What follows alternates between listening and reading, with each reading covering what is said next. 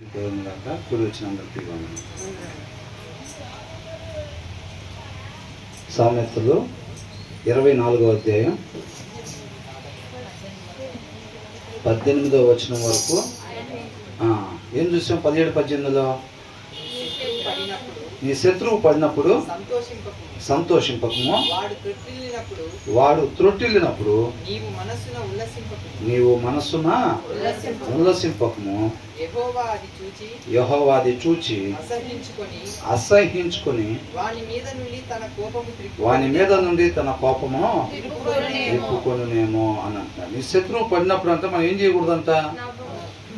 సంతోషించేవారుగా ఉండకూడదు అని అంటున్నాడు. అవునా? వాడు త్రొట్టిల్లినప్పుడు నీవు మనసున ఉల్లసింపకము. మన క్రైస్తవం కాబట్టి బయటికి కనిపించకుండా లోపల ఆనందపడేవారుగా ఉంటారు. ముసుగేసుకునేవాళ్ళు, విశ్వాసం ముసుగేసుకొని నిజంగా విశ్వాసులుగా ఉంటారు చూసారా?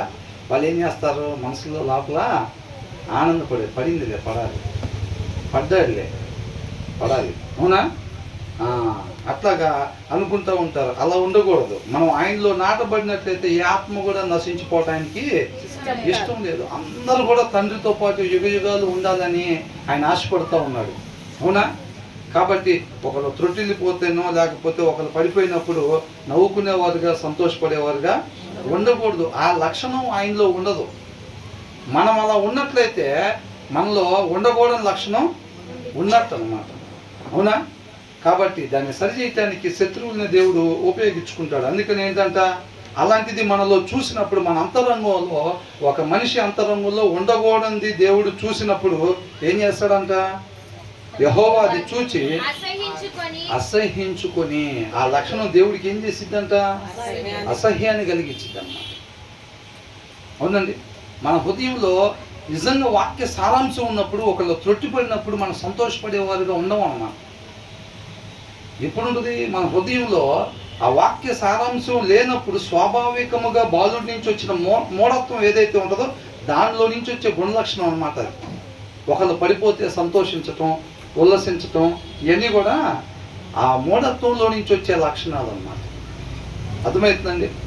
ఉండకూడని లక్షణాలు. కాబట్టి దేవుడు ఏం చేస్తాడంట? అసహ్యించుకొని ఏం చేస్తాడు? వాని మీద నుండి తన కోపము తిప్పుకొనునేమో అని అంటున్నాడు. అంటే తనని శిక్షించకుండా వదిలిపెట్టేస్తాడు. అలాంటి వాళ్ళు ఏం చేస్తారు? మనలో ఆ ఉండకూడని లక్షణం పోయిందాకా ఆయన వాళ్ళు ఏం చేస్తారు? మనల్ని ఆ మూర్ఖత్వంతో డీల్ చేస్తారు అన్నమాట మనల్ని. అవునా? న్యాయాధిపతుల్లో కూడా వీళ్ళందరినీ సరిచేయటం కోసం దేవుడు ఏం చేశాడు? శత్రువులకు అప్పగిచ్చేవాడు. ఎప్పుడైతే వీళ్ళు తెలుసుకోవాల్సింది తెలుసుకున్న తర్వాత మరలా తీసుకొచ్చేవాడు. వాళ్ళ సంగతి తెలిసేవాడు. వాళ్ళకి రావాల్సిన శిక్ష ఇస్తాడు. కానీ ఎప్పుడు వాళ్ళని ఇలా సరి చేయటానికి ఉపయోగించుకునేవాడు దేవుడు. యోబుని సరి చేయటానికి, యోబు ద్వారా మనందరిని కూడా సరి చేయటానికి సాతాను వాడుకున్నాడా లేదా? సాతాను అనుకున్నాడు అవకాశం వచ్చింది దేవుడి మీద గెలవచ్చు అనుకున్నాడు. అవునా కదా? సాతాను ఉపయోగించుకొని దేవుడు రాజ్యాన్ని స్థాపిస్తాడు అనమాట, ఎవరినైనా సరే. అర్థమవుతుందా? కాబట్టి ఇక్కడ వాక్య సారాంశం ఏం చెప్తుందంటే, మనం అలాగా సంతోషించేవారుగా, ఉల్లసించేవారుగా, మన సహోదరులు కావచ్చు, సహోదరులు, వాళ్ళు ఏ ఊర్లో ఉన్నా, ఇతర దేశస్తులు కూడా మన సహోదరులే. అవునా? అలా ఒకళ్ళు పడిపోయినప్పుడు మనం సంతోషించే లక్షణం అది మనిషికి ఉండాల్సిన లక్షణం కాదు. మన హృదయంలో వాక్యం కొదువైనప్పుడు వచ్చే లక్షణం అన్నమాట. అది పాత లక్షణాలు, పండుదిన్న లక్షణాలు ఏంటి? అవునా? అలా ఉండకూడదు అని చెప్పి ఆ జ్ఞానానికి సంబంధించిన ఆ సిమ్టమ్స్ మనలో కనపని అనుకోండి, అప్పుడు ఏం అర్థం చేసుకోవాలి? వాక్యం కొద్దుగా ఉంది నా హృదయంలో అర్థం చేసుకోవాలి. అవునా? అలాంటి రాకుండా చూసుకోవాలి. పడిపోయారంటే ఒక గబక్మని చేసి సహాయం చేయాలనిపించాలి తప్ప నవ్వుకునే వారంగా ఉండకూడదు. ఆ తర్వాత ఏమంటున్నారు? నీవు వ్యసన పడకము, మత్సరపడబాక. వాళ్ళని చూసి అది వాళ్ళు 3 స్టేర్లు వేసారు, ఇది పెద్ద కారు కొన్నారు, ఇది చూస్తే పెద్ద పదవి వచ్చింది. అవునా? క్రైస్తవుడిగా పుట్టాడు, వాక్యం చదవట్లేదు, వాడు చూస్తే ఎదిగిపోతున్నాడు. నేను పొద్దున్న లేకపోతే వాక్యం చదువు, నేను ఎట్టగా ఉండిపోతున్నా. కొన్ని మా ముందు చూస్తే అచ్చంగా అసలు వాళ్ళు చదివేది వాక్యం కూడా కాదు. వాళ్ళన్నీ రకరకాలు పెట్టుకుంటారు. రోజుకొకటి 365 దినాలకి ఇక ఎన్నో. అవునా? అట్లానే పెట్టుకుని వాళ్ళే దిగిపోతున్నారు. నేను ఇట్లాగే ఉండుతున్నాను, నిజమైన దేవుడిని నమ్ముకున్నా, నేను మాత్రం ఇట్లాగే ఉండిపోతున్నాను. నేను ఎప్పుడు వచ్చింది ఆ దిగులు? హృదయంలో వాక్యం సరిగ్గా లేకపోతే, ఆ పునాదులు కలిగిన ఆ పట్నం వైపు చూపు లేకపోతే ఆ నీరసాలన్నీ వస్తాయి, దిగుళ్ళన్నీ వస్తాయి. ఆ సిమ్టమ్ మనలో కనపడుతుందంటే నీ హృదయం ఉండాల్సిన రీతిగా లేదు, దాంట్లో కావాల్సినంత వరకు వాక్యం లేదు. ఇవన్నీ కూడా సిమ్టమ్స్ అన్నమాట. అందుకని నేను దుర్మార్గులను చూచి నీవు వ్యసన పడబాక. వాళ్ళు కొత్త కొత్త వస్త్రాలు, విలువైన వస్త్రాలు 10,000 పెట్టి శారీ కొన్నారు క్రిస్మస్కి. మొన్నే పోయిన సంవత్సరం ఫ్లోర్ వేసేది, వాళ్ళు ఫ్లోర్ వేస్తున్నారు మళ్ళీ. వాళ్ళు కార్లు మారుస్తున్నారు. వాళ్ళు చూస్తే ఇంత కట్నాలు ఇచ్చి మంచి మంచి అల్లుడిని లేకపోతే కోడల్ని తెచ్చుకుంటున్నారంట. మన చుట్టూ ఉండే వాళ్ళు అందరూ వాళ్ళే కదా ఉండేది, అవునా? అది ఎవరి దగ్గర చెప్పరు, మన దగ్గర చెప్తారు. 15 లక్షలు దాచానన్న ఫిక్స్డ్ చేసా పిల్లల పేరు మీద. ఎవరు చెప్తారు? మనకే చెప్పేది వాళ్ళు. ఎలిగే తీర్పాలను ఆర్పటమే వాళ్ళ పని, అవునా? ఎక్కడున్నా ఎత్తుక్కుంటూ పోయి అవి చెప్పిరని అంటాడు అపవాది. శుభ్రంగా వచ్చి అన్న పిల్లల పేరు మీద 15 లక్షలు వేసానన్న అంటాడు. వాళ్ళని చూసి వ్యసన పడబాక, మచ్చలు పడబాక. నేనేంటి ఇట్లాగే ఉండిపోతున్నా, నా ఇల్లు ఏంటి ఇలాగే ఉంది, మా పిల్లలు ఏంటి ఇలాగే ఉండిపోయారు. ఎప్పుడు కూడా అట్లాగా పదవులన్నీ వీళ్ళకే వస్తాయి, కార్లన్నీ వీళ్ళే కొంటారు, బంగ్లాలన్నీ వాళ్ళే కొంటారు, మేము మాత్రం ఇలాగే ఉంటున్నాం అని చెప్పి నువ్వు వ్యసన పడద్దు, మచ్చలు పడద్దు. ఎందుకని? దాని కింద వచ్చిన ఇచ్చారు చూడండి, ఏంటంట? మచ్చలు పడబాక. వాళ్ళని చూసి వ్యసన పడద్దు, నువ్వు మచ్చలు పడద్దు. అక్కడ ఏంటంట? దుర్మార్గులు అంటే ఎవరు? హృదయంలో వాక్యం లేని వాళ్ళు, మనిషి ఉండకూడని రీతిగా ఉండేవాళ్ళు, అవునా? మనిషి ఉండకూడని రీతిగా ఉండేవాళ్ళు. వాళ్ళని చూసి నువ్వు వ్యసన పడబాక. కింద ఎవరంట? భక్తిహీనులు అంటే వాళ్ళు కూడా ఉండకూడని రీతిగా, ఒక మనిషి ఎలా ఉండకూడదో అలా ఉంటారు అన్నమాట. అర్థమవుతుందండి? వాళ్ళని చూసి నువ్వు వాళ్ళ ఎడల మచ్చలు పడద్దు. దాని కింద వచ్చి ఏమంటున్నారు? దుర్జనుడు అంటే మంచి జనుడా కాదా? మంచి జనుడు కానివాడు, ఒక జనుడు ఉండకూడని రీతిగా ఉండేవాడు అని, అవునా? దుర్జనునికి దేర్ ఈజ్ నో ఫ్యూచర్. ఏంటంట? నిత్య జీవం లేదు వాళ్ళకి. వాళ్ళు బంగారాలు కొంటున్నారని, లేకపోతే వాళ్ళు కార్లు కొంటున్నారని, వాళ్ళు బంగారం కొంటున్నారని చెప్పి నువ్వు దిగులు పడబాక. వాడికి భవిష్యత్తు లేదు అంటున్నాడు. ఆమెకు భవిష్యత్తు లేదు, వాడికి భవిష్యత్తు లేదు. 4 రోజులు ఉంటే కార్లు, తర్వాత ఏం కనపడరు, ఏమైపోతారు, అవునా? వాడు 3 స్టేర్లు బిల్డింగ్ వేస్తాడు, ఒక దినాన్ని అది కనపడదు. త్వరగా పెరిగే గడ్డిలాగా నీ కళ్ళ ముందు అది పెరుగుతారు, ఒక దినాన్ని నువ్వు చూసినప్పుడు వాళ్ళు కనపడరు అంటారు. కాబట్టి వాళ్ళని చూసి నువ్వు మచ్చలు పడబాక, వాళ్ళని చూసి వ్యసన పడొద్దు. ఎందుకంటే వాళ్ళకి నిత్య జీవము లేదు, వాళ్ళకి ముందు గతి లేదు అని అంటున్నాడు. అర్థమవుతుందండి? కాబట్టి తాత్కాలికంగా ఈ లోక సంబంధంగా కొంతకాలం ఉండిపోయేటప్పుడు వాళ్ళు ఇక్కడ చూసి ఎదిగేదాన్ని చూసి మనం దిగులు పడకూడదు. ఎప్పుడు పడతాం? మన హృదయంలో వాక్యం లేకపోతే ఆయన హృదయాలు వచ్చింది తెలియదు మనం, అవునా? శాశ్వతమైనది ఏదో మనం తెలుసుకోలేకపోతాం.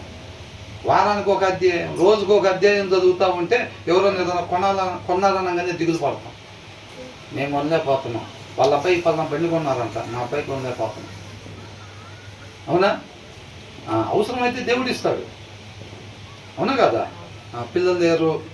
పిల్లలు లేరని ఎంత నమ్ముకున్నాము అసలు, అట్లా ఉంటాం ఎట్లా ఉంటాం, నీకు అవసరమైతే ఇస్తాడు దేవుడు. ఆయన వద్దనుకుంటున్నాడు, ఆయన ఇస్తే చూడు, ఆయన నామం మహిమకరంగా పెంచు. ఆయన ఇపోతే ఎందుకు దిగులు? మన పని ఏంటి? ఆయన ఏదైతే ఇస్తాడో అది ఆయన నామాన్ని మహిమకరంగా పెంచాలి, మనం ఉపయోగించాలి మనం, అవునా? సంసోన్ని ఇస్తే ఆయన ఎలాగ పెంచాలో వాళ్ళ తండ్రి కంగారు పడ్డాడు.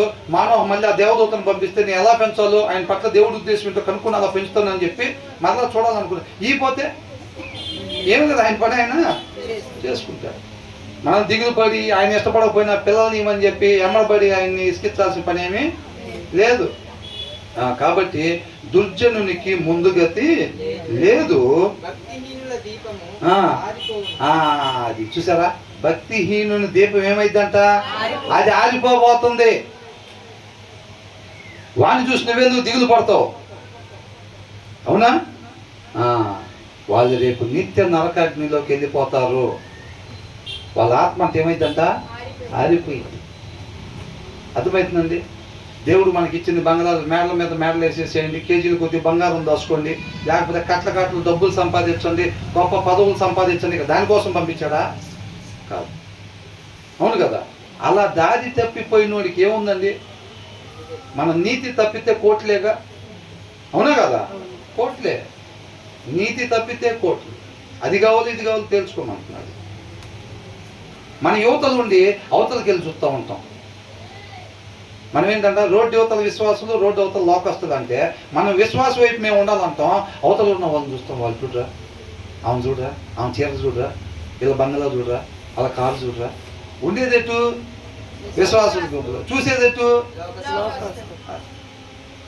అందుకనే దిగులు, చింత, మనశ్శాంతి లేకపోతాం, ఇవన్నీ ఉండేది. అవునా? చక్కగా ఆయనతో బలమైన సహవాసం కలిగి ఉంటే అప్పుడు మనం చూడాల్సిన వైపు మనం చూసేవాళ్ళంగా ఉంటాం. వాళ్ళ గురించి కూడా ప్రార్థన చేసేవారు భారం కలిగి ఉంటాం. వాళ్ళు కూడా సత్యాన్ని తెలుసుకోవాలి. అవునా? అట్లాగా అనుకుంటాం అన్నమాట. కాబట్టి మనం ఈ లోకస్తుల్ని చూసి ఖచ్చితంగా దేవుడు ఒకటే మాట చెప్తున్నాడు, మన చుట్టుపక్కల ఉండే వాళ్ళు మొత్తం అంతే ఉంటారు. ఎప్పుడు చెప్పుకునేదేగా, అందరూ చక్కగా పొరుగు వాళ్ళకి సహాయం చేసుకుంటా వాళ్ళ కోసం ప్రాణం పెట్టు, అట్లాంటి వాళ్ళ మధ్యలో కాదు మనం జీవించేది. మనం ఈ లోకంలో జీవిస్తున్నాం. ఆ కుడి పక్కనోడు డబ్బులు దాచుకుంటాడు, ఎడం పక్కనోడు వచ్చిన డబ్బులు బంగారం కొంటూ ఉంటాడు, ముందోడు ఫిక్స్డ్ చేస్తాడు, వెనకాల బంగారాలు కడతా ఉంటాడు. వాళ్ళ మధ్యలో మనం ఎలా ఉండాలంట? మనిషి ఉండాల్సిన రీతిగా క్రీస్తుని పోలి మనం. క్రీస్తు కూడా ఇక్కడే ఉంది. ఈ లోకంలో యేసుక్రీస్తు చుట్టుపక్కల కూడా అందరూ అట్లాగే బతుకుతున్నారు. వాళ్ళ మధ్యలో తండ్రి మాట ప్రకారంగా బతికాడు, ఆయన నామాన్ని మహిమకరంగా బతికాడు. మనం కూడా మెంటల్గా ఫస్ట్ ఒకటే ప్రిపేర్ అవ్వాలి. మన చుట్టూ అందరూ అట్లాగే ఉంటారు, బంగారం దాచుకుంటారు, బంగ్లాలు కొంటూ ఉంటారు, పదవులు సంపాదిస్తారు, కార్లు కొంటూ ఉంటారు. కానీ మనం మాత్రం ఉండాల్సిన రీతిగా ఉండాలి. దానికి బలం కావాలి. ఏ బలం? ఆత్మీయ బలం కావాలి. ఆయన కృపను బట్టి మనల్ని ప్రేమించి ఈ జ్ఞానాన్ని మనకు పంపిస్తున్నాడు. ఆయన చెప్పకపోతే ఈ విషయం ఎక్కడ ఉన్న ప్రతి ఒక్కళ్ళు అంతే. అవునా?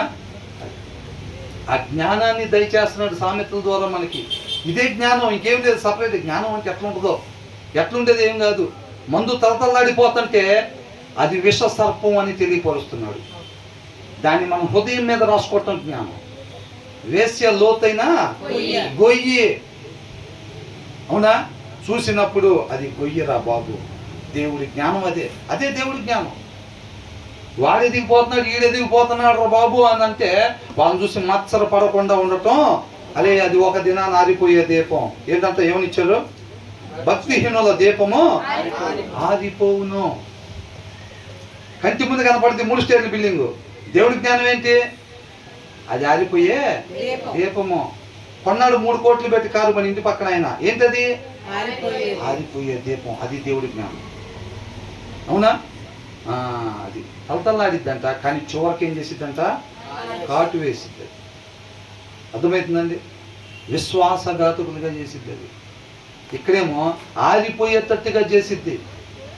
అర్థమవుతుందండి? ఈ జ్ఞానం మనల్ని బ్రతికిచ్చిద్ది. ఈ జ్ఞానం నిత్య జీవానికి తీసుకెళ్ళింది. అంతేనా? ఆ తర్వాత ఏమంటున్నారు?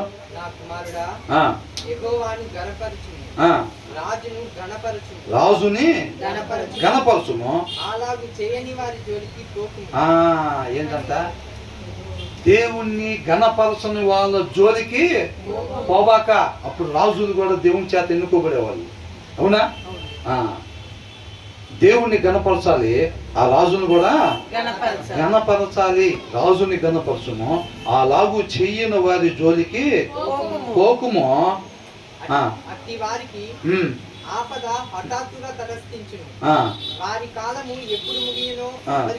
ఇంగ్లీష్ బైబిల్ ఉందా? ఏమనుంది అక్కడ? 21 చదవండి ఒకసారి.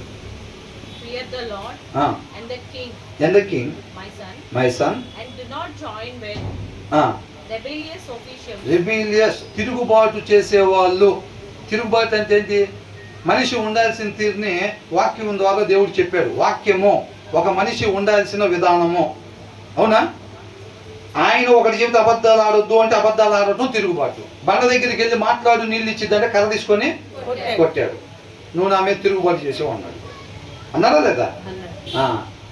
ఎవరైతే అలాగా తిరుగుబాటు అని అంటే దేవుడి చెప్పిన వాక్యానుసారంగా కాకుండా వేరే రకంగా ఉంటారో వాళ్ళతో నువ్వు అసోసియేట్ అవ్వద్దు, వాళ్ళతో నువ్వు జాయిన్ అవ్వద్దు.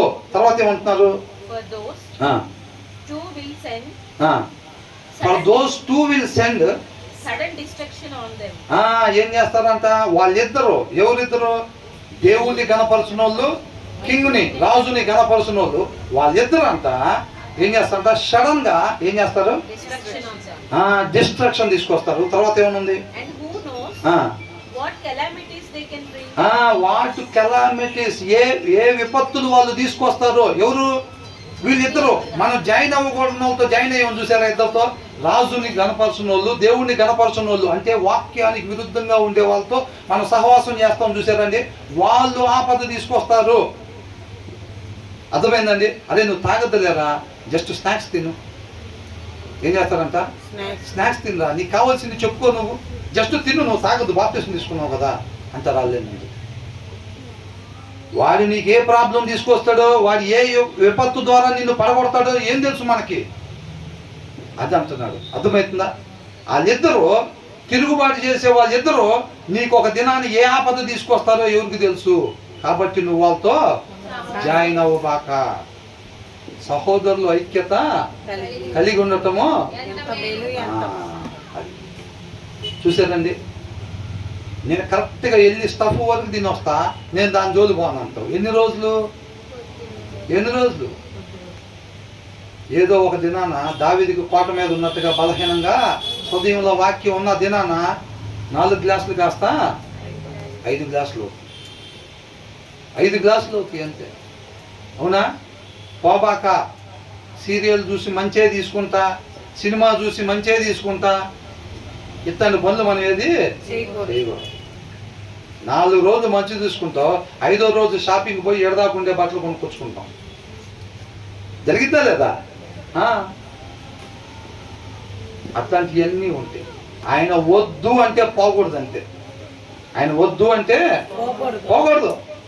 వాళ్ళతో సహవాసం చేయబాకండి, వాళ్ళని ఎల్లగొట్టండి. ముందే ఆ కనాన్ దేశం నుంచి వాళ్ళని ఎల్లగొట్టండి, మీరు వెళ్ళి అక్కడ ఉండండి అన్నాడు. వీళ్ళేం చేశారు? పని దగ్గర మూల మీద పడి ఉంటారు అనుకున్నారు. దేవుడు ముందే చెప్పాడు, మూల మీద పడి ఉండరు, మీ పక్కలో బల్యాలు అవుతారు, మీకు ఊరిగా తయారవుతారు వాళ్ళు అన్నారు. వీళ్ళేం చేశారు? అలా పక్కనే పెట్టారు. మేము చాలా స్ట్రాంగ్, దేవుడి జనాంగం మేము, అలా డబ్బాలు పడిపోమన్నారు. ఇలా పిల్లలు అంటే వాళ్ళకి ఇచ్చే వివాహాలు చేసుకున్నారు. అదే ఊరిగా మారిందా లేదా? దేవుడు ఏం చెప్పాడు? వాళ్ళు ఉండాల్సింది, ఒక మనిషి ఉండాల్సిన రీతికి వాళ్ళు ఉండలేదు కాబట్టి వాళ్ళకి రావాల్సిన శిక్ష ఉంది కాబట్టి అక్కడి నుంచి వాళ్ళని బయటికి పంపిస్తున్నాను. మీరు అక్కడికి పోయిన తర్వాత వాళ్ళతో సహవాసం చేయకుండా వాళ్ళందరిని పంపించేసి నేను చెప్పినట్టుగా మీరు ఉన్నారంటే మాత్రం ఒక మనిషి ఉండాల్సిన రీతిగా, మనం ఆయనకి ఏదో సేవ చేయటానికి కాదు, ఒక మనిషి ఉండాల్సిన రీతిగా మీరుంటే మీరు శాశ్వతంగా అక్కడ ఉంచేటట్టుగా నేను చేస్తా. అలా కాకుండా మీరు వాళ్ళకిలాగా ఉన్నారంటే వాళ్ళని ఏం చేసినా మీకు కూడా అదే చేస్తాను. నా దగ్గర పార్షాలిటీ ఏమి ఉండదు, నా జనం పక్కన వాళ్ళ జనం ఏమీ ఉండదు. మనిషి ఉండకూడని రీతిగా ఉంటే అది దావీదైనా మోషే అయినా మీరైనా ఇంకొకరైనా ఎవరైనా నీతిని న్యాయాన్ని బట్టి ఆయన తీర్పు చేస్తాను అంటున్నాడు. ఆయన చేతులతోనే తయారు చేసుకున్నాడు. ఏ ఆత్మ నశించిపోవటం ఆయనకి ఇష్టం లేదు. ఆయన కృప చూపించేవాడే, ఆయన కుమారుడిని పంపించాడు, ప్రాణం పెట్టించాడు. అవునా? ఒక దినాన తీర్పు తీర్చిపోతా ఉన్నాడు. మనం మాట్లాడే ప్రతి మాటకి, మనం చేసే ప్రతి క్రియకి లెక్క అప్పు చెప్పాల్సిందే. ఆయన నన్ను ఇటు పడేసాడరా, నిన్ను అడుపడేసాడరా కాదు.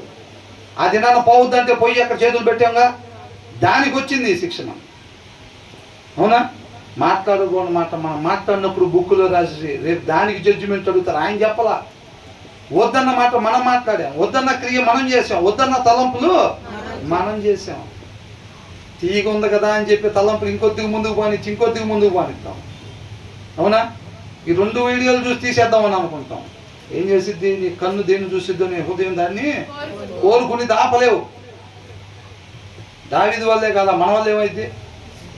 ముమ్మారు ప్రార్థన చేసేవాడు, హృదయానుసారుడు, ఆయన వల్లే కదా, మన వల్ల ఇద్దా?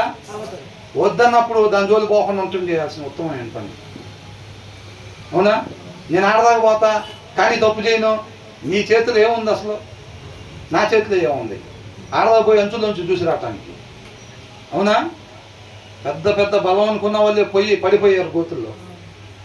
కాబట్టి ఆయన వద్దు అంటే దాని వైపు అసలు ఉండకూడదు. మనం చక్కగా కీర్తనలో సామెతలు స్టార్టింగ్లో ధ్యానించుకున్నప్పుడు కీర్తనకారుడు ఏమంటున్నాడంటే ఆయన మాటతో మనం సరి చూసుకున్నప్పుడు మన జీవితాన్ని ఎక్కడైతే మార్చుకోవాల్సి ఉన్నదో ఏమాత్రం ఆలస్యం చేయకుండా ఇమీడియట్గా నేను టర్న్ తీసుకుంటాను అంటున్నాడు.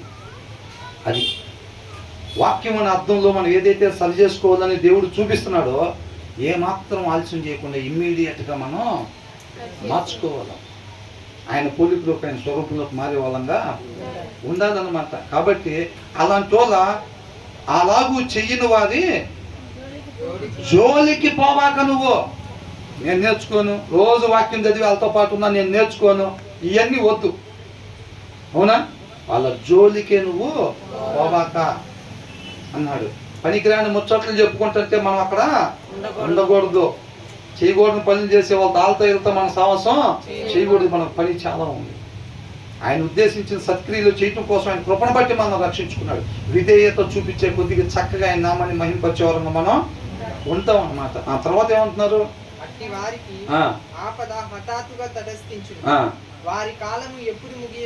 అదే వాళ్ళిద్దరి ద్వారా ఏమైందంట, మనకి ఆపద వచ్చింది. వాళ్ళు ఏదైనా నేను తీసుకొస్తారో తెలియదు.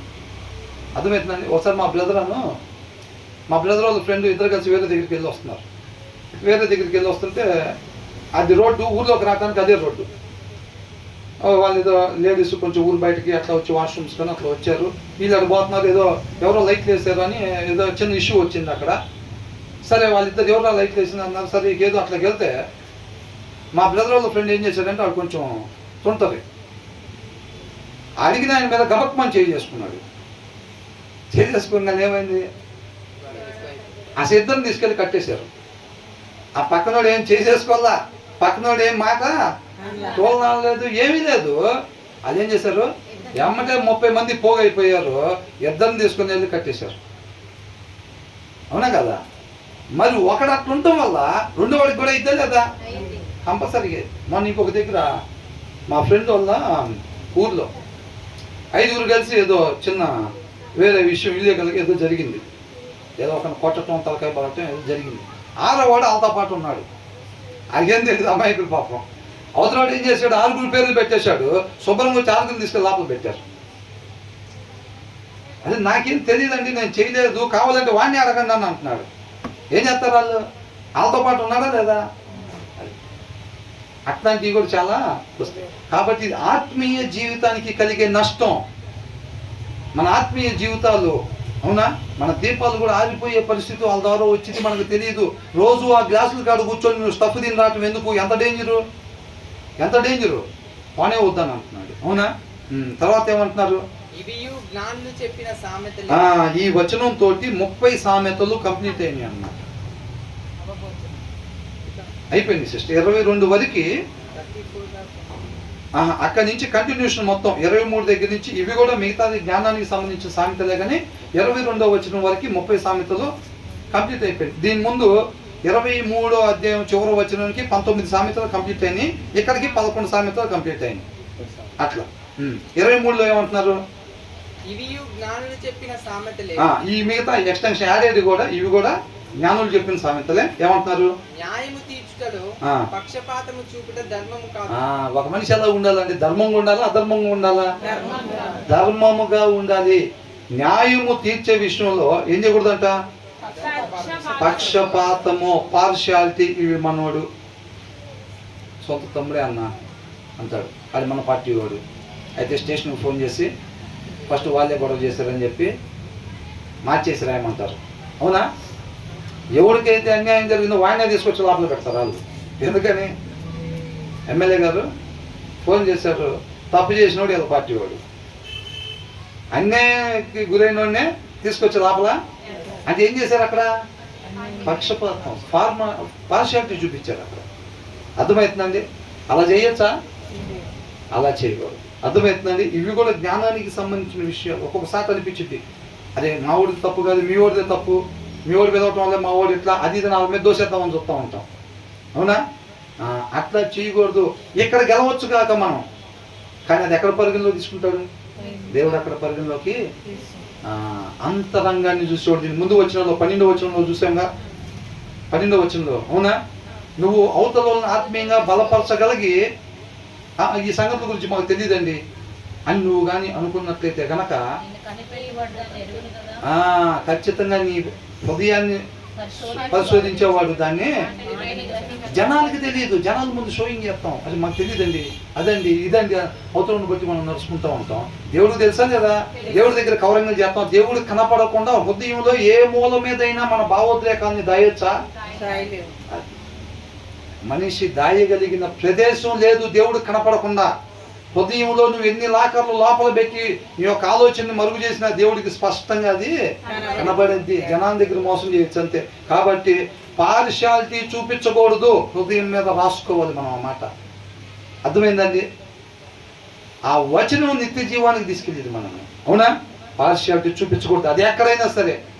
మమ్మీ డాడీ గొడవ ఆడుకున్నారు, అబ్బాయినో అమ్మాయినో అడిగారు, అరే నాన్న ఎవరో ఫస్ట్ చెప్పింది ఇస్తాగా, మమ్మీ అయితే స్నాక్స్ బాగా పెట్టిద్దని. డాడీ నీదే తప్పు. ఏంటంట? డాడీ డబ్బులు తెస్తాడు కానీ స్నాక్స్ తేవాడు. అదే మమ్మీ అయితే డాడీ తెలియకుండా స్నాక్స్ తెచ్చింది కాబట్టి తప్పే. ఇక ఏం ఆలోచించే పని ఏం లేదు, ప్రతిసారి నీదే తప్పు డాడీ అని చెప్పేసి ఏం చేశాడు? పార్షియాలిటీ. స్నాక్స్ కనపడుతున్నాయి ఒక పక్కన. ఎవరిదా కరెక్ట్ అని అంటే స్నాక్స్ గులాబ్ జాములు, ఉప్మా ఇవన్నీ కనపడుతున్నాయి ఒక పక్కన. కాబట్టి డాడీ నీదే తప్పు, ప్రతిసారి మమ్మీని ఎందుకు అట్లా అంటావు అని ఎత్తారు వాళ్ళు.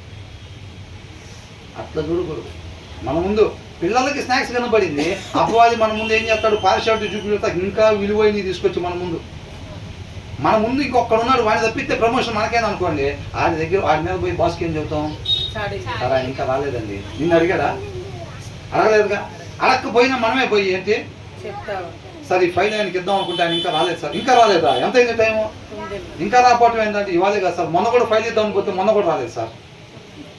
అవునా? మొన్న కూడా రాలేదు. అసలు మొన్న కాదండి, ఎప్పుడు ఫైల్ ఇద్దామని పోయినా ఆయన రావట్లేదు సార్ ఆ టైంకి. అంటే ఏంది? ఇట్లా కాదులే కానీ రేపు నుంచి నువ్వు జీఎంగా ఉండు, వాడిని ఏ జీఎం చేస్తా, నీకెందుకు పెడతావు అన్నట్టు. అవునా సార్, థ్యాంక్ యూ సార్, రేపు చేపల కూర తెస్తాలే సార్ మీకు. ఏంటంట? చేపల కూర తెస్తాలే సార్, థ్యాంక్ యూ సార్ అని. ఎందుకు అభిప్రాయాన్ని మార్చుకోకుండా రేపటికి కూడా లంచం. ఒకవేళ వెళ్ళిన తర్వాత సరే వాడు ఏదో కొద్దిగా ఆలస్యంగా వచ్చాడని వర్కరే కదా, ఎందుకు ఇంటి తీసాన్ని పెట్టాము అనవసరంగా అనుకోకుండా, అభిప్రాయం మారకుండా రేపు ఆడికి చెప్పిన దాకా అంత పనికిరాదాకా రేపు చేపల కూర తెస్తాను అన్నాడు. ఏం చేస్తాడు? రేపు లేట్గా వచ్చినట్టు చెప్పేస్తాడు, అబ్బాయి వాటి నుంచి నువ్వు ఏ చేయము, వాడిని చేసాము చేయము, వాడికి రిపోర్టింగ్ ఏదైనా అంటాడు, అయిపోయింది. అవునా? అట్లా చేస్తూ ఉంటారు అన్నమాట పార్షియాలిటీ. ఆ ఆలోచన కూడా మనకు రాకూడదు. ఏం చేసిద్ది? ఆ ప్రమోషన్ నిత్య జీవాన్ని నడిపించిద్దా? మనకి నడిపించింది. కానీ భవిష్యత్తు ఆకానికి ఏమనిపించింది? సెటిల్ అయిపోవచ్చు రా లైఫ్లో. బిలాంకి ఏమనిపించింది? సెటిల్ అయిపోవచ్చు అనిపించింది. అవునా? గెహాజీకి ఏమనిపించింది? సెటిల్ అయిపోవచ్చు అనిపించింది. అబ్బాయి తీసుకొచ్చి దాచుకుందామంటే నేను బాగాలేదు అక్కడికనంటే సెటిల్ అయిపోవచ్చు దీంతో అనిపించింది. మనకు కూడా ఈ ప్రమోషన్ ద్వారా అబ్బాయి ఏం లేదు, జీతంలో ఎంత మిగిలింది అనిపించింది. భ్రమపరుస్తాడు అంతే. నువ్వు ఎప్పుడైతే పార్షియాలిటీ చూపించావో మనకి తోడుగా ఉండాల్సిన దేవుడు మన ముందు నిలబడతాడు అంతే. మన శత్రువుగా జయిస్తామా? ఆయన్ని జయించలేము. ఆ ప్రమోషన్ మనకు ఉరిగా మారిద్ది అంతే. ఆ ప్రమోషను మనకి ఉరిగా మారిద్ది. విశ్వాసము ద్వారానే ఒక విశ్వాసం ముందుకు పోవాలంతే. పరిస్థితులను బట్టి విశ్వాసం ముందుకు పోయేవాడిగా ఉండకూడదు. ప్రతి క్షణం విశ్వాసము ద్వారానే. అవునా? అబ్రహాం ఏమన్నాడు? లోతు, ఈ ముందున్న స్థలం అంతా నీ ముందుంది, నీకేది కావాలో తీసుకో, మిగతా మిగిలిన దాంట్లో నేను ఉంటాను అన్నాడు. అబ్రహాం విశ్వాసం ఒకటే. ఏదైతే మిగిలింది నాకు ఉండిద్దో అదే నాకు మేలు చేసేది, అదే విశ్వాసం. కంటికి కనిపించేది ఏంటి? శుభ్రంగా సొదొమ గొమొర్రా అవి కోరుకున్నాడు. పక్కనంతా శుభ్రంగా నీళ్లు పోతా ఉంటాయి, డెవలప్డ్ సిటీ. అవునా? అక్కడైతే బ్రహ్మాండంగా బతకచ్చు అనుకున్నాడు, అక్కడ కోరుకున్నాడు. అబ్రహాం ఏది మిగిలితే అక్కడ నేను ఉంటా, అదే నాకు ఆశీర్వాదకరంగా మారి. విశ్వాసం ద్వారా సెలక్షన్ అన్నమాట. వీళ్ళు ఏం చేశారు? పరిస్థితిని బట్టి డెవలప్డ్ ఏరియా, బాగా వాటర్ దొరుకుతాయి అక్కడ, నా దగ్గర ఉన్న గొర్రెల్ని అన్నిటి కూడా చక్కగా మేపుకోవచ్చు. కంటికి కనిపించే దాన్ని బట్టి డెసిషన్ తీసుకుంటే ఏమైంది? ఒక దినాన్న వాళ్ళని నేనే కాపాడాల్సి వచ్చిందా లేదా? విశ్వాసం ద్వారానే మనం ముందుకు పోవాలి. అవసరమైతే దేవుడు ఇస్తాడు ప్రమోషన్, లేకపోతే లేదు. నాకేది మేలుకరం, నాకేది కావాలి ఆయనకి తెలుసు. నాకేం తెలుసు? మనకేం తెలుసా? ఏం తెలుసు. అవునా కదా? కాబట్టి తర్వాత ఏమంటున్నారు? నీ యందు దోషము లేదని దుష్టునితో చెప్పు వాణ్ణి ప్రజలు శపించుదురు. ఏంటంట? నీ యందు దోషము లేదని దుష్టునితో. దుష్టుడు అంటేనే ఏం చేసేవాడు? దోషం చేసేవాడు. అవునా? ఒక దోషితో ఈ విషయంలో నీ తప్పేం లేదని చెప్తారు చూసారా, తీర్పు తీర్చడానికి కూర్చొని. ఎవడైతే నిజంగా తప్పు చేశాడో వాడిని పట్టుకొని ఏమంటారంట, నువ్వు నిర్దోషివి, ఈ విషయంలో నీ తప్పేం లేదని చెబుతారు చూసారా. వాళ్ళ గురించి అంటున్నాడు ఏమని, నీ యందు దోషము లేదని దుష్టునితో చెప్పు అని ప్రజలు శపింతురు అని అంటాడు. ఈ వచనం ద్వారా మనం ఏం నేర్చుకోవాలి? దోషిని నిర్దోషిగా, నిర్దోషిని దోషిగా ఎప్పుడు కూడా మనం ఎంచకూడదు. మనోడే కావచ్చు గాక, ఎవరైనా సరే, అవునా, మనోడే కావచ్చు గాక. ఉన్నది ఉన్నట్టుగా, రాజబాబు గారిదే ఓ పాటలో ఉంది, కట్టుకున్న భార్య నీపై కుప్పలా కూలినా. అన్నదమ్ములే కాదనుకున్నా సరే, నీ బంధువులంతా వదిలేసి అది ఆయనగా తెలుసుకోవటం అంటే, అవునా?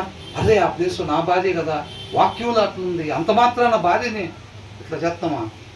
అదే మా తల్లిదండ్రులు కదా ఆ ప్లేస్లో ఉంది, అదే మా పిల్లలు కదా ఆ ప్లేస్లో ఉంది. ఎవరైనా కానీ ఆయన ఎలాగ తీర్పు తీరుస్తాడంట? నీతిని న్యాయాన్ని అంతే, మొఖాలు చూసి కాదు, మనం ముచ్చటిని కాదు. రాసుందిగా యెషయా గ్రంథం 11వ అధ్యాయంలో రాసుంది కదా. కాబట్టి మనం కూడా ఎట్లా చెప్పాలి? ఆయన్ని పోలి మనం ఉండాలంటే, అదే మా నాన్న కదా, అదే మా అబ్బాయి కదా అని చెప్పి నువ్వు ఏం చేయకూడదంట? పక్షపాతం అంటే దోషిని నిర్దోషిగా ఎంచకూడదు అని అంటున్నాడు. చెప్పు అని ప్రజలు శపించుదురు, అసహ్యపడుదురు. జనులు అట్టి వాణి యందు, ఎవరి యందు? దుష్టుని పట్టుకొని నీ యందు ఏ దోషం లేదని చెబుతారు చూసారా, వాణి యందు అసహించుకుంటారా. మరి దేవుడు కూడా అసహించుకుంటాడా లేదా అలాంటి పనులు చేస్తే? కాబట్టి మనం విశ్వాసం ద్వారా ముందుకు సాగే వారంగా ఉండాలి, ఆయన పోలి జీవించే వారంగా ఉండాలి. తర్వాత ఏమంటున్నారు? న్యాయముగా తీర్పు తీర్చే వారికి మేలు కలుగును. న్యాయముగా తీర్పు తీర్చే వారికి మేలు కలుగును, క్షేమకరమైన దీవెన అట్టి వారి మీదకి వచ్చును. ఇంగ్లీష్ లో ఏమనుంది? 25th, but it will go well. కానీ ఇందాక జనాన్ని ఏమో అసహించుకున్నారు, శపించారు ఇందాక ఆయన్ని. ఎందుకని? దోషం చేసిన ఆయన ఏం చెప్పాడు? నిర్దోషివి నువ్వు, నీ ఎందు ఏ దోషం లేదని చెప్పాడు. కాబట్టి జనాలు అసహించుకున్నారు ఆయన, అవునా? ఇక్కడ ఇంకొక ఆయన గురించి చెబుతున్నారు. ఈయన ఎవరంట? ఇట్ విల్ గోస్ వెల్ అని అంటున్నాడు. అంటే ఈయనకు ఆశీర్వాదం వచ్చిందంట. ఎవరికి? కింద ఏమన్నా రాస్తుంది ఇంగ్లీష్ లో? Convict the guilty and rich blessing will come on them. Convict the guilty. ఎవరైతే దోషిని నువ్వు దోషివి అని చెప్పి న్యాయంగా చెబుతారో వాళ్ళకేమొచ్చిందంట? రిచ్ బ్లెస్సింగ్, గొప్ప ఆశీర్వాదం వాళ్ళ మీదకి వచ్చింది. ఎందుకని? దోషిని నిర్దోషి అని చెప్పాడా? ఇందాక ఆయన మీదకి ఎందుకు శాపం వచ్చింది? దోషిని పట్టుకొని నిర్దోషి అని చెప్పాడు. పైన వచ్చిన వాళ్ళు ఏం చెప్పాడు?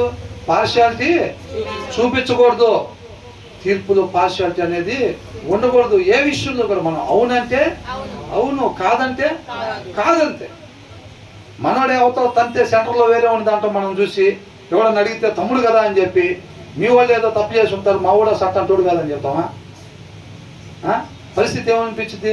అరే వీళ్ళిద్దరు ఎవరు చేంజ్ చేసుకున్నారు, నువ్వే పక్కన ఉంది, నువ్వు కరెక్ట్గా చెప్పు, ఇప్పుడు కరెక్ట్గా చెప్పు, కేసు పెట్టాలి వాళ్ళ మీద అంటే ఏం చేయాలి? ఇక్కడ ఉన్నాను సేపు నిజమే చెప్పాలా? లేదా అక్కడ ఉన్నప్పుడు కూడా, అక్కడ ఉన్నాను కూడా నిజమే చెప్పాలా? మరి తమ్ముడిని తీసుకొని కేసు పెట్టి లోపలేస్తారుగా, వేసినా అంతే. మరి అప్పుడే కుటుంబానికి దూరం అయ్యేది. పాస్టర్ గారు శుక్రవారం ఆరాధన ఉండేది, శుక్రవారం పెళ్లికి పిలుస్తారు వాళ్ళ చుట్టాల్లో. పాస్టర్ గారు అక్కడికి పోకుండా వాళ్ళ తమ్ముడు ఫంక్షన్ పోకుండా పాస్టర్ గారు ఇక్కడ ఉంటాడు. ఎమ్మటి వాళ్ళిద్దరికి ఏమైంది? ఈయన పెళ్లికి రాలేదా, పిల్లలు కూడా చర్చికి పంపించకూడదు, అసలు వాడు చర్చికి అనుకుంటారు. తమ్ముడికి ఏమైపోతాడు? దూరం అయిపోతాడు. పెదనాన్న వాళ్ళ అబ్బాయి ఏదో రిసెప్షన్ పెట్టుకుంటారు. అదినా ఆదివారం, అదినా ఆదివారం ఆత్మ బలంగా ఉంటే పాస్టర్ గారు ఎక్కడ ఉంటారు? దేవుడు అప్పగిచ్చిన గొర్రెల దగ్గరే ఉంటాడు, కాపరి బాధ్యత. మరి పెదనాన్న ఏమనుకుంటాడు? ఇవాళ నుంచి వాడికి మాకు మాటలు లేవు అంతే. మరి అవునా? చుట్టాలందరితో కలకల మధ్యలో నుంచి ఫోటో దిగటానికి, ఫ్యామిలీ ఫోటోలు దిగటానికి ఉండదు. ఆయనతో ఉన్నప్పుడు అన్ని ఇంతే ఉంటాయి. అవునా? నీలో వాక్యం అని అర్థం ఉన్నప్పుడు నీ స్నేహితుడి దగ్గర పోతారే, రాకూడదురా, అది మంచిది కాదురా, మాట్లాడకూడదురా, అది పద్ధతి కాదురా, ప్రవర్తించకూడదు ఇలాగా అంటావా లేదా? వాడిని ప్రేమించవు కాబట్టి అంటావు. వాడేమంటాడు? ఎలా పొద్దున్న లేగితే నా నడక తప్పు అంటావు, కూర్చునే తప్పు అంటావు, నుంచోటం తప్పు అంటావు, ఏంద్రా బాబు వద్దులేరా నాయన, నీ ఫ్రెండ్షిప్ వద్దు ఏమవుతుంది అంట. ఫ్రెండ్స్కి దూరం అయిపోతామంతే. నీతిమంతునికి ఆపదలు అనేకములు ఎందుకు వచ్చినాయి అంట? నీతిమంతుడిగా ఉండటం వల్ల వచ్చింది. నీతి తప్పితే ఏం లేదు, అంత భుజం మీద చేతులు వేసుకొని పప్పిలు ఇచ్చుకుంటూ ఉంటారు ఆ వైన్ షాప్ టర్నింగ్లో. భారీ కిలోమీటర్ దూరం ఉంటాడు, ఫ్రెండ్కి మాత్రం అంతే. అవునా కదా? నీతి తప్పితే సాధ్య కాదు, అంత భూ అంత ముచ్చట ఇంకెవరి దగ్గర ఉంటారు, అట్లా ఉంటారు. తర్వాత ఏమంటున్నారు? ప్రత్యుత్తరం సరి అయిన మాటలతో ప్రత్యుత్తరం ఇచ్చుట పెదవులతో ముద్దు పెట్టుకొని ఉన్నట్లుండును. ఏంటి సిగ్నల్ అన్నది లాస్ట్లో? పెదవులతో ముద్దు పెట్టుకొనినట్లుండును.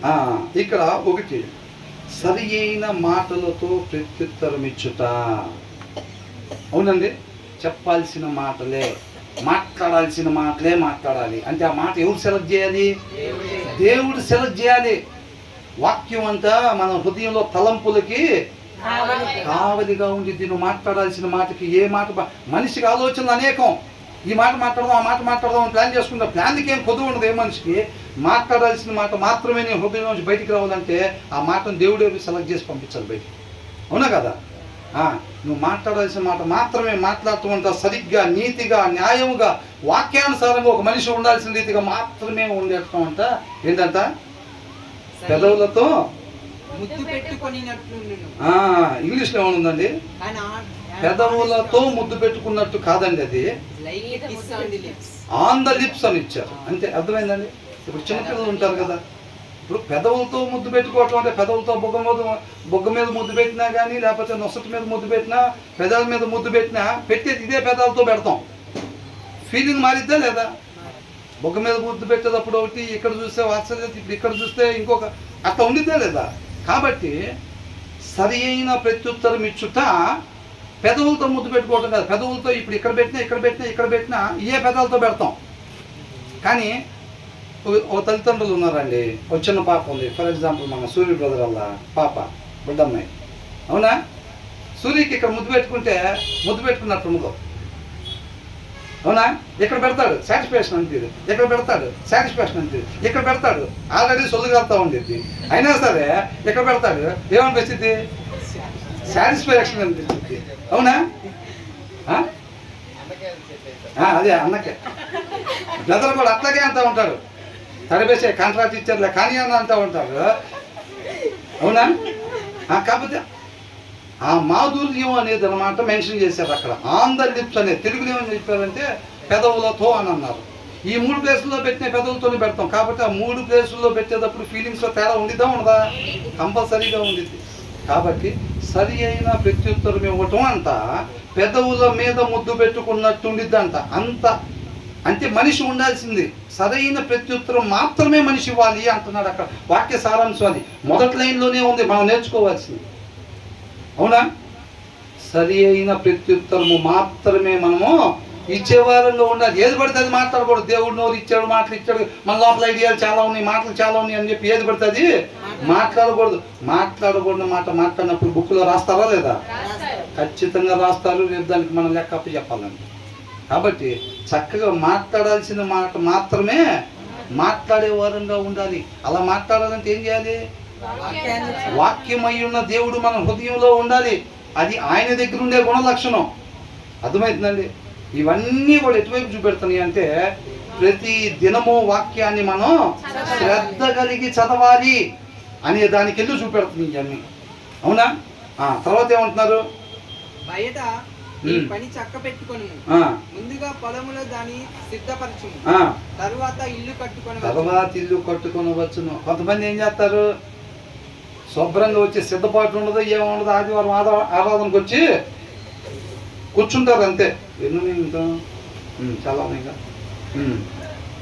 కాబట్టి ఈ ఒక్క వచనం ధ్యానించుకొని క్లోజ్ చేద్దామండి. ఏమనుంది? బయట నీ పని చక్కబెట్టుకొని చక్కబెట్టుకున్నాము. ముందుగా పొలములో దాన్ని స్థిరపరచుము.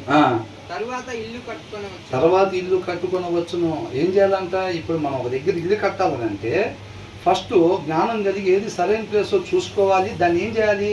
అక్కడ ఏదైతే ముళ్ళ పొదలు కావచ్చు లేకపోతే ఇలాంటివన్నీ ఉన్నాయో వాటిని అన్నిటినీ రిమూవ్ చేసుకొని నువ్వు ఇల్లు కట్టాలనుకునే ప్లేస్ దానికి అనుగుణంగా ఉండేటట్టుగా మనం సెట్ చేసుకోవాలి. అర్థమవుతుందండి?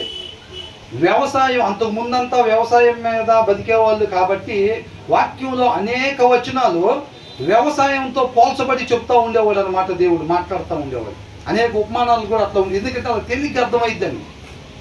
అర్థమవుతుందండి? కాబట్టి ఏం చేయాలంట? అక్కడ ఆల్రెడీ మనం ఏదైతే విత్తనాలు వేసి పంట వేయాలంటే ఫస్ట్ ఆ పొలాన్ని ఏం చేయాలి? చక్కగా ఫస్ట్ రోటావేటర్ వేసేసుకొని అక్కడ ఉండే పిచ్చి పిచ్చి పొలాలన్నీ తీసేసుకోవాలి. తర్వాత దాన్ని చక్కగా విత్తనాలు పడాల్సినట్టుగా దాన్ని దున్నుకోవాలి. నేల సిద్ధపాటు చేసుకోవాలి. తర్వాత అక్కడ ఏం చేయాలంట? విత్తనాలు జల్లుకోవాలి. అప్పుడు ఫలిస్తాయి. మన హృదయంలో కూడా మన ఆత్మీయ ఇంటిని నిర్మాణం మనం చేసుకోవాలనుకున్నప్పుడు మన హృదయాన్ని సిద్ధపాటు చేసుకోవాలి. అక్కడ చెప్పబడే ప్రతి దేవుని మాట వలన నాకు నిత్య జీవం వచ్చింది కాబట్టి ఆ మాట ప్రకారంగా నేను జీవించాలనే తీర్మానం సిద్ధపాటు హృదయానికి ముందే కలిగి ఉండాలి. విత్తనాలు జల్లబడేక ముందే ఆ హృదయం సిద్ధపాటు కలిగి ఉండాలి. అద్దం దగ్గరికి మనం ఏ మచ్చ అయితే చూపిస్తే తుడుచుకోవాలనే ఉద్దేశం ఉండిద్దో అలాగా సిద్ధపాటు అయిన అద్దం దగ్గరికి వెళ్ళినప్పుడు మనం సిద్ధపాటు అయ్యి వెళ్తాం. ఏమని?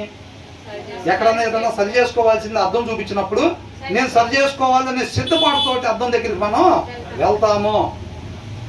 ఈ వాక్యం దగ్గర కూడా వచ్చేటప్పుడు ఏం చేయాలంటే హృదయాన్ని సిద్ధపాటు చేసుకోవాలి. ప్రభా తొందరగా అయిపోతే 11ంటికి వాక్యం అయిపోతే 12:30 నుంచి సీరియల్స్ 3 సీరియల్ వస్తాయి. ఏమవుతాయి అంట?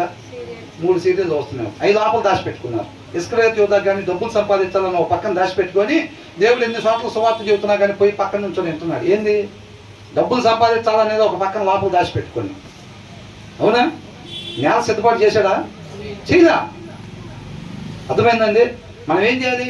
వచ్చేసేమా ఇంటెన్షన్ లేకపోతే శ్రద్ధ లేకపోతే ఇప్పుడు ఒక అక్క గిన్నె తెచ్చుకో పాయసం ఇస్తానంటే దాని లోపల ఆల్రెడీ మట్టి పుడుచుకొని వెళ్తామా? ఏం చేస్తాం? ఆల్రెడీ దాంట్లో ఏమన్నా పెట్టుంటే అవన్నీ తీసి వేరే దాంట్లోకి మార్చుకొని గిన్నె శుభ్రంగా ఖాళీ చేసుకొని కొద్ది కూడా పోకుండా ఆల్రెడీ కొద్దిగా ఏదన్నా ఉంటే మళ్ళీ అంత తక్కువ వచ్చిందేమో పాయసం అని చెప్పి ఏం చేస్తాం? ఏమి లేకుండా శుభ్రంగా గిన్నె అంతా ఖాళీ చేసుకొని శుభ్రంగా వెళ్ళి పాయసం తెచ్చుకుందామని చూస్తాం. మనం కూడా ఇక్కడికి వచ్చేటప్పుడు ఏం చేయాలి? సిద్ధపాటు. దేవుని మాట మన హృదయంలో ఉండేటట్టుగా హృదయాన్ని సిద్ధపాటు చేసుకొని మనం రావాలి. ఎత్తబడితే అట్ట వచ్చి ఇక్కడ కూర్చుంటే విత్తనాలు జల్లబడతాయి. కానీ హృదయం కఠినంగా ఉంటే అక్కడ అది ఫలించదు. సిద్ధపాటు లేకపోతే ఫలించదు. శ్రద్ధ కలిగి అది దానికన్నా విలువైంది ఏమైనా ఉందా? లేదు. వజ్రం విసురుతున్నా పట్టుకో అంటే ఎట్లా పట్టుకుంటాం? అవునా? అమ్మో జాగ్రత్త. ఒక గాజు గ్లాస్ విసిరితే ఎట్లా పట్టుకుంటాం? మరి ఏమి విసురు? నిత్య జీవాన్ని విసురుతున్నా పట్టుకో అంటున్నాడు. హృదయం ఓపెన్ చేసి ఎట్లా పట్టుకోవాలి? ఎట్లా పట్టుకోవాలండి దాన్ని? అవునా? అట్లాగా మన హృదయంలో జాగ్రత్తగా పడేటట్టుగా అది ఫలిస్తే మనం నిత్య జీవానికి వెళతాము. అంత జాగ్రత్త దాని ఇంపార్టెన్స్ తెలుసుకొని అంత జాగ్రత్త కలిగి మన హృదయాన్ని సిద్ధపాటు చేసుకొని ఫస్ట్ దాని మీద మన ఆత్మీయుల్ని నిర్మాణం చేసుకోవాలి. ఈ మాటని బ్రదర్ వచ్చినప్పుడు కోట్ చేశారు ఒకసారి. మన వేరే బ్రదర్ వచ్చారు మీటింగ్ చెప్పడానికి ఇక్కడ. అవునా? ఈ బ్రదర్ ఏమన్నారు? నేను ఇల్లు కట్టాల్సింది ఇక్కడే కాబట్టి నేను క్లీన్ చేస్తున్నాను. ఎవరెవరైతే అబద్ధ బోధకులు ఉన్నారో ఎవరెవరైతే అట్లా ఉన్నారో ఫస్ట్ వాళ్ళందరినీ ఖండించి నిర్మూలన చేయాల్సిన బాధ్యత ఉంది. అవి మొత్తాన్ని తీసి పడేసి తర్వాత నేను అక్కడ ఇంటిని నిర్మాణం చేస్తానన్న మాట కూడా చేశారా? నేను చదివేటప్పుడు ఇక్కడ ఏమనిపించింది? ఎవరికి వాళ్ళకి వ్యక్తిగతంగా దేవుడు మాట్లాడుతున్న మాటలు ఇవి.